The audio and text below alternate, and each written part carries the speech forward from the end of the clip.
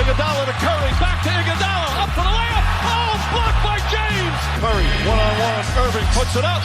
It's good. Kyrie Irving from downtown. The three, steps back, crossover, puts up a three. Rebound James, second. It's over. It's over. Cleveland is a city of champions once again.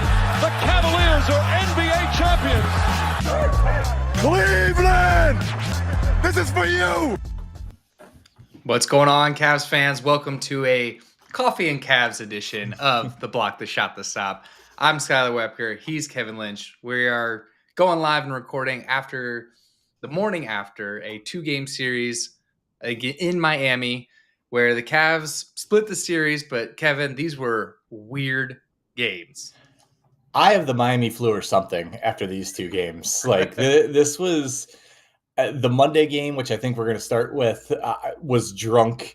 Like that's a game where the people that say the regular season of NBA isn't exciting or isn't worth watching or anything, I would challenge to watch that game. That game had everything. It had, devastating injuries. It had Kenny Atkinson getting tossed for the second time. The game was back and forth. It was sloppy at times. It was incredible high level play at other times. And, yeah, that game was a roller coaster and a really devastating loss as the regular season gets.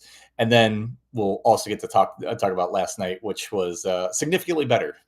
Yeah, for sure. We'll start with the first game. Like you said, the Cavs go down to Miami. We thought that was the game the Cavs were going to take, and then kind of have the Miami flu in the second game.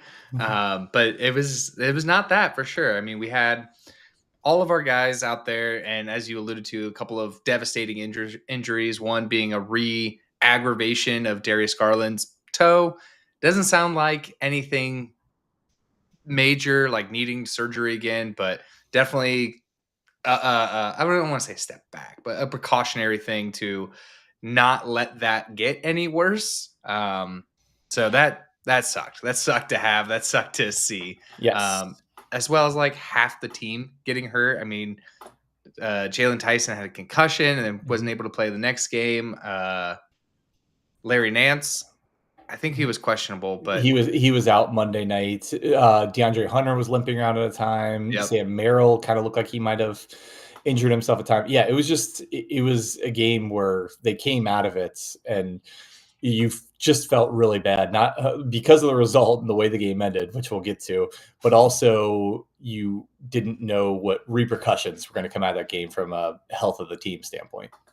Yeah, and I don't like to talk about the officiating or anything like that, because the officiating's the officiating, but that game it was kind of painful to watch at some points because there were so many whistles and stoppage of play.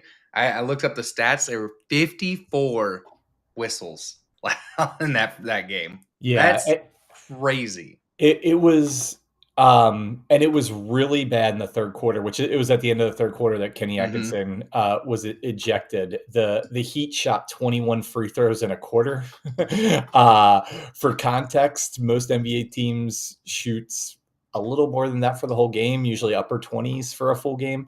So 21 foul shots in a quarter is absolutely crazy. And when it's that extreme, it's probably a little bit of everything. Cavs not playing good defense and fouling, and also the refs getting way too happy about the whistle, and the infamous Scott Foster being a part of the game, who was the one who ultimately ran Kenny. So yeah, really hard game to watch, particularly there in the third quarter. But then luckily the play and the drama of the game kind of took over and made it entertaining down the stretch. Yeah, and this game went into overtime, so the Cavs were able to get it back in together, get it back in rhythm in the fourth quarter to really put the game into overtime. The Cavs did fall short just by 2, but what are some standouts that you saw in this game? What are some things that you didn't like? Because I got a few I didn't like. Sure. Well, I think we should start with the Darius Garland injury, just because I think that's the headline coming out of this game, even more than the finish. But Darius going down with re-aggravating what he seemed to re-aggravate the same injury that he just had surgery on, was just out 5 months on. If you're on Cavs Twitter or even Blue Sky for that matter, a lot of people upset that he's even out there right now, because he basically came back exactly on the timeline they set, 4 to 5 months. And did they rush him? Were they pressured by the team not playing that well the first 6 or 7 games of the year before he came back? I don't know. Any of that could be true. It could be not. But all I know is he is an incredibly valuable part of this team. And so whatever they have to do to keep him healthy for the long run, I love watching Darius Garland play basketball, but if he needs to sit out another 2 months to ensure that he's going to be 100% healthy for the second half of the season, and particularly for the playoffs, that's what needs to be done. Yeah, I mean, we saw it not in this Miami series, but the game before, where the offense is just so fluid whenever Darius Garland is out there. He is incredible talent, not just scoring wise, but the ball movement. He's incredible to be out there.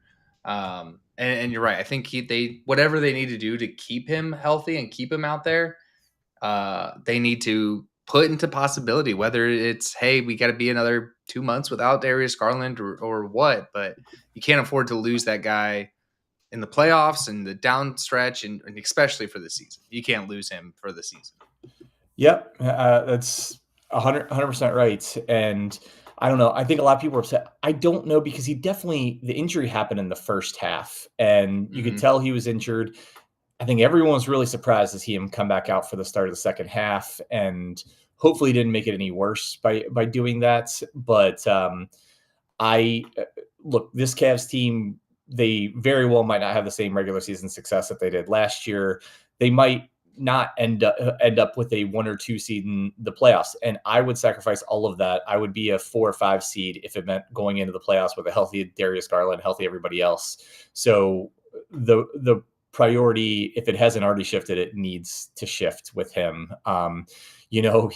Darius apparently is vulnerable at the top and bottom of his body, because he's had who knows how many headshots in his career. Some of that's just being the shortest guy on the court, and now having foot problems. Foot problems don't go away easily. So again, it sounds like from reading tea leaves that it wasn't a full-on re-injury and more a re-aggravation.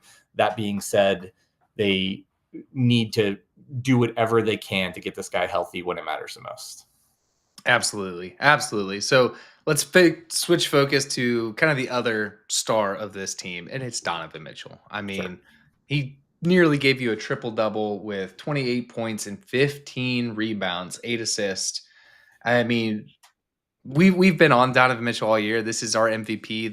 He's playing better than ever, but you could just see in moments of that game where he took over. He was the guy on the court for either team. And it just brings you back to, honestly, those LeBron days where didn't matter who else was on the floor on the Cavs or against the Cavs. It was LeBron. And there were flashes of that in this game, particularly for Donovan Mitchell. Yeah, I think flashes is the right term, because overall it definitely wasn't one of his better games this season. 28 points on 10 of 28 shooting obviously is not ideal, but he made huge plays. 15 rebounds, which I believe is a career high for him. Just kind of being all over the floor in a tight game. We talked previously about him rising to the occasion, as he is throughout his career, but it seems to be happening a lot throughout the game, throughout this game. And then the shot at the end, where he just made incredible play to track down a long rebound and shoot a fadeaway corner three over the outstretched arms of a 7-foot tall guy. One of the most incredible shots I've ever seen. Yeah. And it was all for naught. All for naught, but still, it's so good to have Donovan Mitchell just on this team. But in general, I love everything about Donovan Mitchell. I love his personality. I love his play. I love everything about Donovan Mitchell. Yeah, as you should. He he is an incredible player to watch. He's an easy guy to root for. He's embraced being a Cavalier and being a part of the Cleveland community. And there's not a lot of bad things I or anybody could really come up to say about Darius Garland. So why try? Let's move on to, I got one more guy I kind of really want to point out, and that's Jalen Tyson. I mean, not giving you 9 and 9 with 3 steals and a block. I know his plus minus isn't beautiful, but just the way that he's impacting a game, you don't really see this out of second round picks in their second year. Those guys don't stay around very often. And he's really impacting this team night in and night out. He has had another really solid game. I went back and watched some of it to try and pinpoint where it was that he got the concussion, because it definitely wasn't in the last few minutes of the game, which means he was playing with a concussion for a while. But Jalen always kind of looks like he's playing with a concussion a little bit. Kind of has that football player's mentality. But yeah, continues to be really good. And I guess before we go to the good, bad, and ugly, I thought, overall playing this game, like you look at stats, like Evan Mobley had 21 and 10, but it really good end result for the game, but just kind of uneven performance. And I think that kind of speaks for everybody. Sam Merrill had one of the most fun 2-minute stretches that we've seen in Cavs basketball, where he hit 4 threes in a row in the first minute 40 of the fourth quarter. But unfortunately they were the only 4 shots he hit all night, and he ended 4 for 16. So again, flashes in this game. And then, unfortunately some bad that led Cleveland to lose this game in overtime on a frankly really bad defensive breakdown in a game, frankly, they should have won. Yeah, I think the first person I go to in my bad column or category, it is Evan Mobley, and it's the free throw shooting. Be 2 of 7. You're a better free throw shooter than that. How tight this game is. You sink 2 more free throws. You sink 3 more free throws. You win this game. Yeah. So I that's where I'm pointing to, and me, I'm a big free throws drive me insane whenever they get to the line and can't capitalize. I'm not asking them to be perfect, but be better than 70%. Yeah, I think that's a fair ask.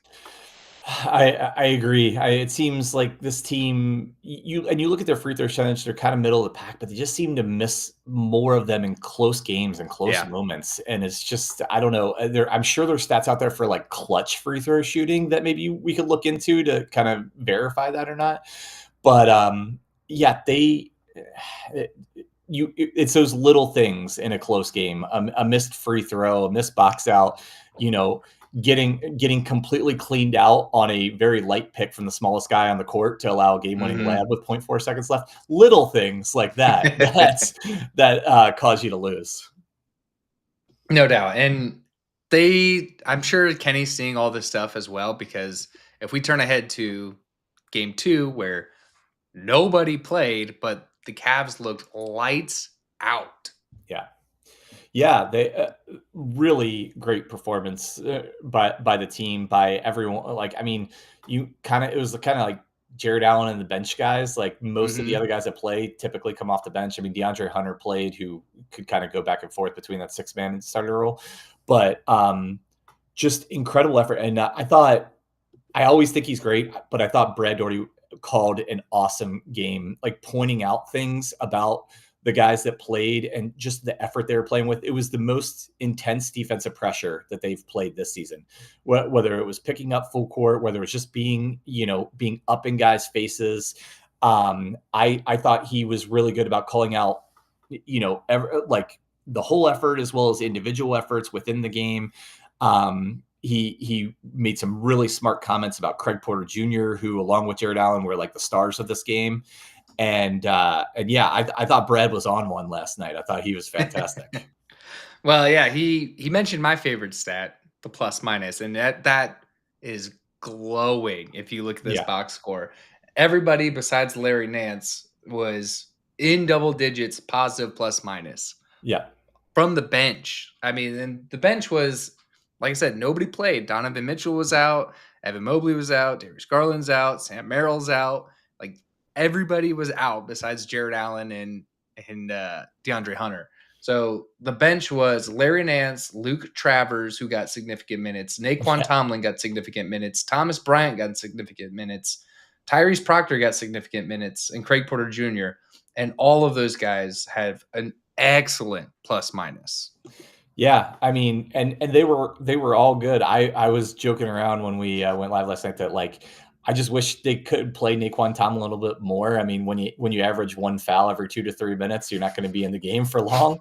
But I thought he was a part of that just outstanding effort. He is such a good rebounder, man. Like, I would say over anyone on this team, when it just comes to like instincts and positioning and like rebounding rates, which I'd have to look up on the Cavs, but like basically the opportunity, you're in a position to get a rebound, and how many of those do you get? Basically, I think he's fantastic at that. And again, we kind of going back to the theme, a lot of it comes down to efforts. Like the effort was off the charts good last night for a regular season game. A lot of the guys that were playing were unproven or semi-proven players that are frankly trying to get bigger roles or consistent roles. And there's a lot of guys, nothing would make me happier than a lot of these guys playing so well that Kenny has to make some hard decisions about playing them a little bit more and some other guys a little bit less. I mean, I think it comes to what we talked about. If Darius Garland needs 2 more months, I think you have some guys that are proven that can slot in that position. Or, give Jalen time for this concussion, give off days to guys. I think having this deep of a bench that can produce helps Kenny make some easier decisions as it comes to being ready for the playoffs and getting guys right for the end of the season. Yeah, 100%. And I kind of want to go back to highlighting the couple guys I mentioned, Jarrett Allen and Craig Porter Jr. And I think it's good to mention them in concert because you saw Jarrett Allen is better when Darius Garland's on the court because they play well off of each other, pick and roll. Darius knows how to get Jarrett involved offensively so he can be impactful. And Craig Porter Jr. filled that Darius Garland role last night. He ended up with 19 points, 9 assists, and was a big part of Jarrett Allen getting a 30-piece last night. Jared was so active on the offensive end, and everyone coming in this game knew if the Cavs were going to have any chance to win, Jarrett Allen had to be very good with everyone else being out. Very good to great, and he was great last night. But part of the reason he was great is because Craig Porter Jr. played so well with him in the pick and roll, in putting him in positions. And then when that didn't work, Jarrett Allen was really good at hitting the offensive glass. They had several putbacks.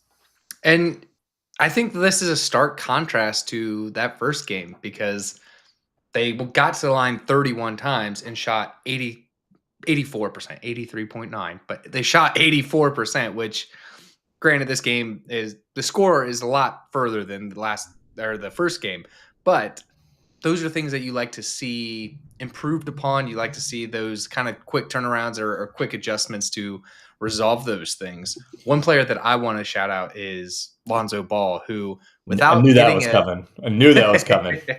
Without getting a significant increase in his minutes, he didn't play 35 minutes. He played his 20 minutes that he does. He was able to get you 16 points, 8 assists, a steal, a block, and 2 rebounds. So that is the kind of Lonzo Ball that we hope continues in the second unit once we get Darius Garland back or anything like that. But just having a little bit more of that offensive proficiency to score the ball. And like I said, without the raise of minutes, it's not like he got more minutes. It's the same amount of minutes that he got, just a better night for him, I would say. Absolutely. And kind of on the same line, I wanted to call it DeAndre Hunter, where I've called him out in some for not liking the way he's playing at times. Last night, he played the way I think the Cavs need him to play. 21 points, 6 rebounds, on only 13 shots, only took 5 threes, attacked the basket, got 5 free throw attempts. that is the version of DeAndre Hunter. He has the ability to be a lot of different types of player because just he is a versatile guy and everything. But I think it's that type. The game last night is the type of player they need him to be. They need him to cut to the basket, be around the basket a little bit more, like fill cracks, pitch in on the boards, which he, doesn't do enough, in my opinion, for his size and athleticism. I thought he was also really good last night. And the one other guy I think we should talk about was Tyrese Proctor. Tyrese Proctor is going to be a very good player in this league. His performance this year is going to be uneven because he's a rookie, and they're just uneven with rookies. His playing time will probably be uneven at times, depending on how healthy the Cavs are. But he's going to be a really good role player, or even maybe a little bit a high level role player for a long time in this league. And last night he was really key in that in that fourth quarter when the Cavs kind of stretched the game out. Yeah, I think if he can get a little more consistency on his 3-point shooting, how great would it be to have Tyrese Proctor and Sam Merrill shooting the ball off your bench, or even one in the starting role, one in the bench role. But like, that's incredible if you can have both those guys shooting at a high clip. That makes it tough for any defense to do anything with. Yeah, and I think that rolls me right into my good from this game, and it was the fourth quarter. It was one of the best quarters the Cavs played all year. They outscored Miami 37-19, out-rebounded Miami 16-4, and this is a team that is usually on the losing end of rebounding battles this year, unfortunately. They got to the line 13 times in the fourth quarter alone, which means they were attacking the basket.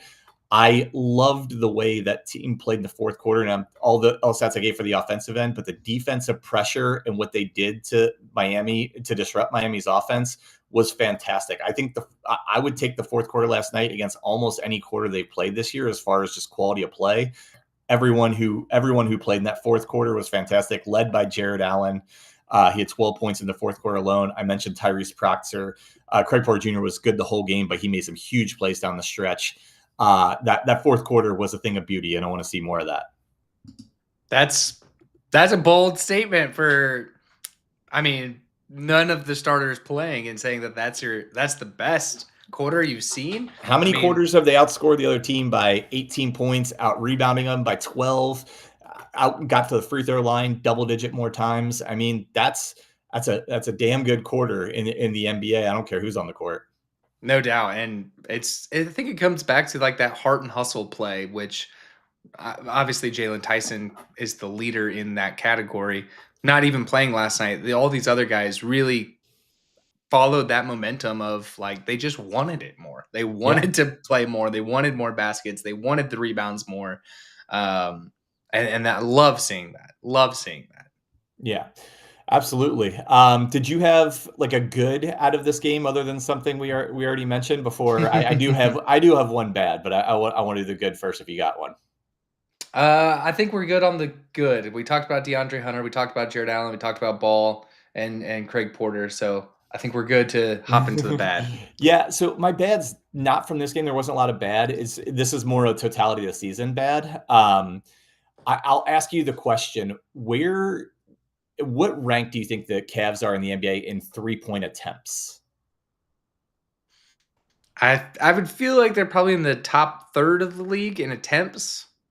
So they are number one with a bullet in 3-point attempts. They shoot 47.1 threes a game. The next closest is more than 2 attempts below them. So they are far and away shooting the most threes in the game. Where do you think they rank in 3-point percentage?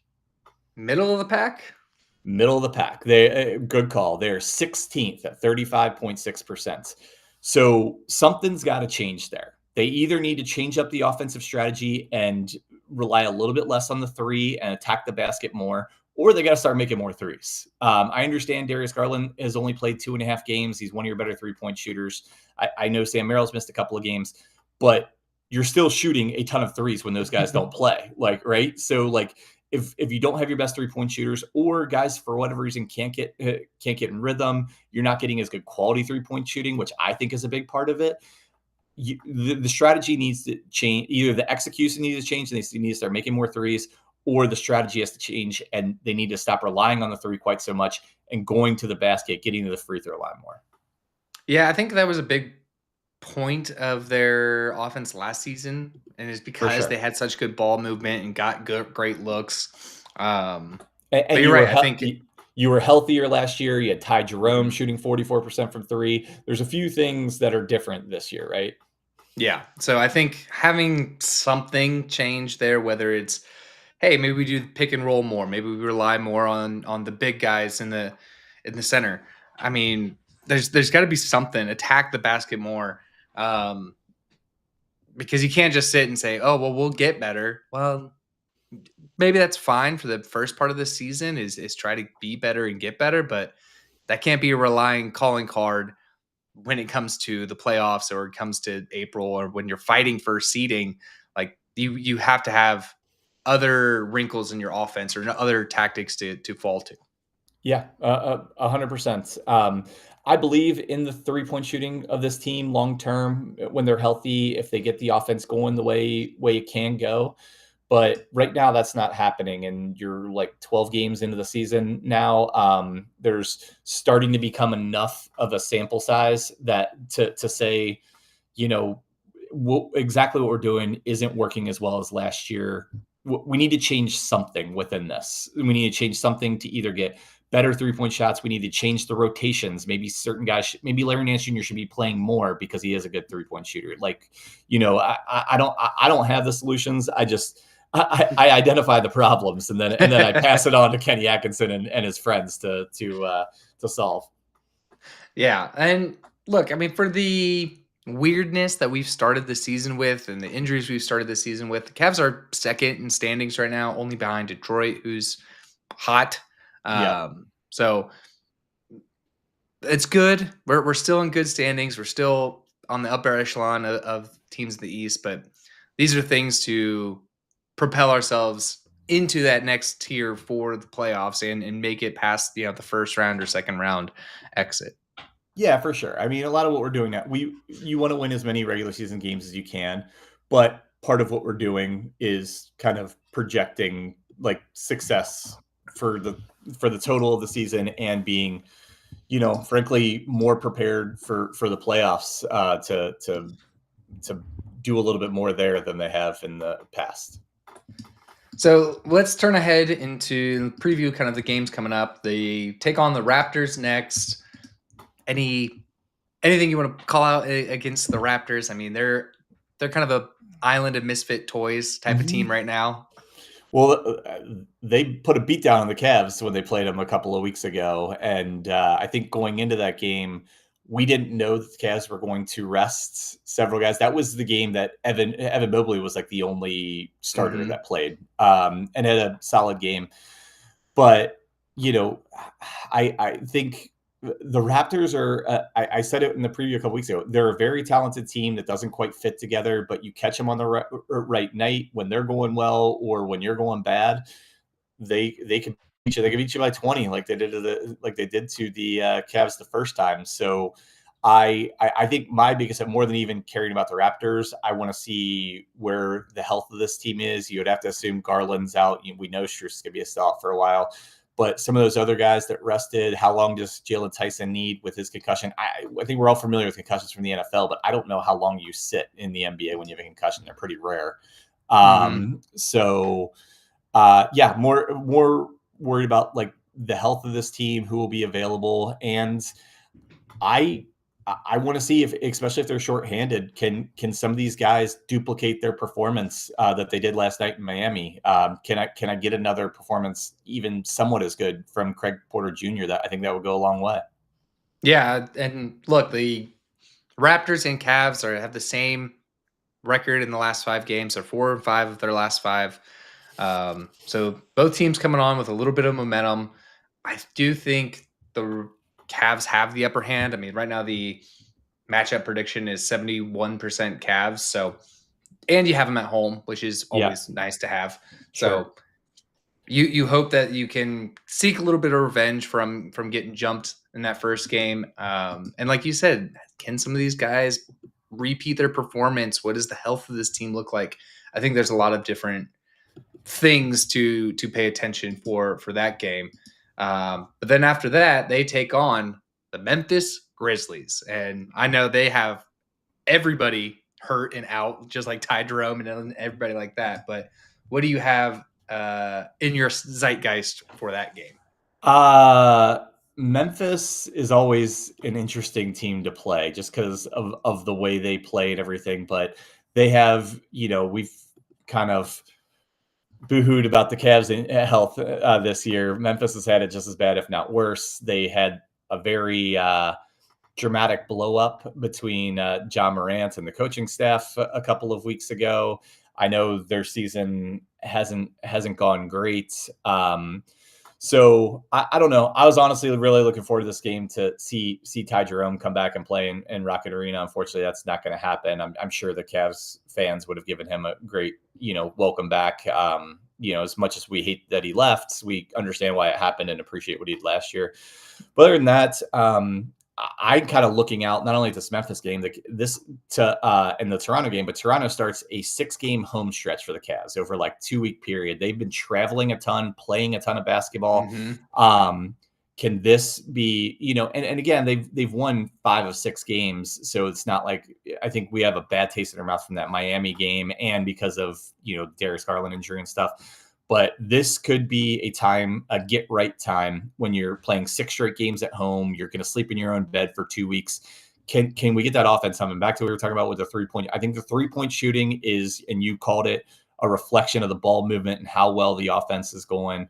Can we get back to that? Can we see it, start to see a tick up of the 3-point percentage, or can we start to see a tick down of the attempts and be more aggressive about getting to the basket, getting the big guys involved? We saw last night, getting Jarrett Allen involved in the offense is usually a good idea. Like if you put a focus on him like they did last night, he usually produces. I think it's usually when they go away from him on the offensive end or they take him out of the game to match up with other teams going small that people get really riled up. But like Jarrett is really good at the pick and roll. He's really good at cleaning up the offensive glass.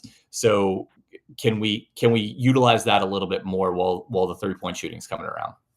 Yeah, I think so. And especially against Memphis, because right now their leading rebounder is Steven Adams, who's 1,000 years old and been in the league the entire time. Yeah. But they're not as defensive heavy as they were last year, wherein JJJ was in that running for Defensive Player of the Year with Evan Mobley. So they're not as sharp defensively. They have a ton of injuries. They have a ton of drama. So yeah. I expect a win in both these games. And like you said, being home for a 6-game stretch where they've been traveling nonstop. They've been very road heavy at the start of this season. So this could be a time to really gain some momentum, gain some traction, and keep rolling.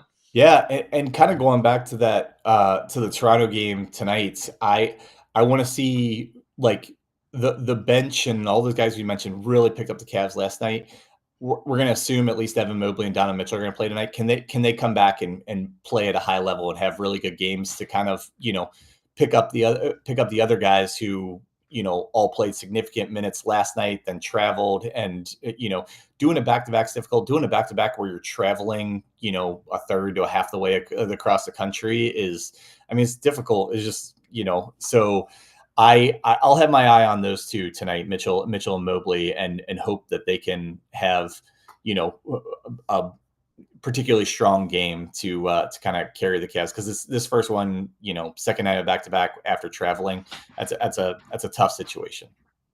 Yeah, no doubt. So before we get out of here, we'll give our Dads Talkin Cavs. This is a segment where we share some free parenting advice, the good, the bad, the ugly. Kev, what do you got?